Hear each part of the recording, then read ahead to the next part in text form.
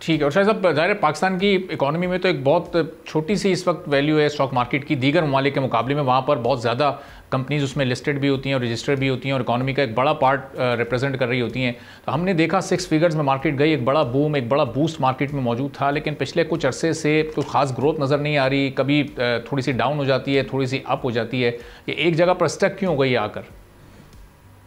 देखिए माशाल्लाह से मार्केट ने ना अच्छा ग्रो किया है। मतलब 2024 में 85% की ग्रोथ हो गई मार्केट में। अगर आप 2023 जून से जुलाई से अगर देखें तो कोई 180% की ग्रोथ हो गई। तो माशाल्लाह से मार्केट ने ग्रो अच्छा किया। अब थोड़ा सा फेज होता है, कंसोलिडेशन का फेज कहलाता है। तो अभी मार्केट कंसोलिडेशन के फेज में है और मार्केट में ये बहुत बड़ी बात है कि इस स्टेज पे आके भी मार्केट बड़ा अच्छा कंसोलिडेट कर रही है।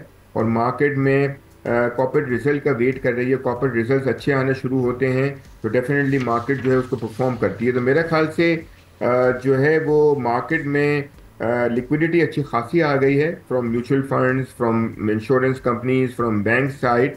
और मुझे लगता है कि ये रोल प्ले करेगी। और इंशाल्लाह अगर आप थोड़ा सा वाइडर अगर आप अपना वो रखेंगे होराइजन, तो आपको नजर आएगा कि मार्केट में भी इंडेक्स में ग्रोथ होना शुरू हो जाएगी।